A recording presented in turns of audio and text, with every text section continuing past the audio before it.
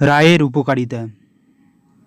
রাই হল সর্ষের মতোই একটি তৈলবীজ, কিন্তু সর্ষের চেয়ে রাই অনেক বেশি গুণকারী এবং পাচক। রাই থেকে অনেক ঘরোয়া ওষুধ প্রস্তুত করা হয়। লাল ও সাদা রাই কফ ও পিত্ত রোধ করে। রাই তীক্ষ্ণ, গরম ও অগ্নি প্রদীপ্তকারক। রায়ের মধ্যে চুলকানি, কুষ্ঠ ও কৃমি নষ্ট করার মতো ক্ষমতা আছে। কালো রায়ের মধ্যেও এই গুণগুলি থাকে, তবে এগুলো খুব তীক্ষ্ণ হয়ে থাকে।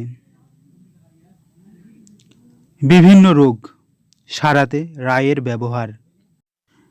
পেট ব্যথা হলে 1 থেকে 2 মাসা রাই চূর্ণতে সামান্য চিনি মিশিয়ে খেতে হয়। তারপর 1 কাপ গরম জল সেবন করতে হয়, তাহলেই পেটের ব্যথা নিরাময় হয়ে থাকে।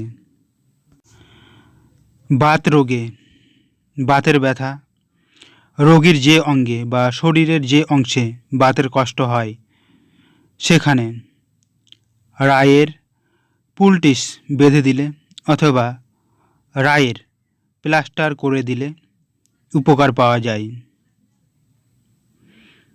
দাঁতের রোগ হলে রায়ের তেলে লবণ মিশিয়ে দাঁতে ঘষলে দাঁতের রোগ সারে। এতে দাঁত মাড়ি সুস্থ ও সবল হয়। সেতি হলে রায়ের পাউডারকে 8 গুণ গাওয়া ঘিয়ে মিশিয়ে প্রলেপ দিলে অল্প দিনে সেতি ভালো হয়ে থাকে। এতে দাঁত, চুলকানি ইত্যাদি চর্মরোগও ভালো হয়। মৃগী হলে, মৃগী বা মূর্ছা রোগে রাই চূর্ণ নস্য নিলে উপকার পাওয়া যায়।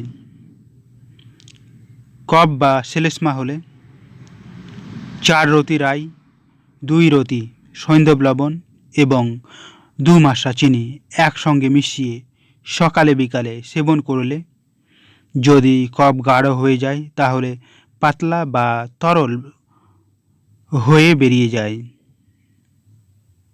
বমি হলে রাইকে মিহি করে পিষে নিয়ে পেটের ওপর লেপন করলে বমি প্রায় সঙ্গে সঙ্গে বন্ধ হয়ে থাকে।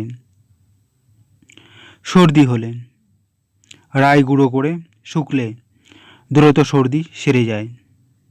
সর্দি লেগে যদি পা ঠান্ডা হয়ে যায় তাহলে রায়ের প্রলেপ দিলে উপকার পাওয়া যায়।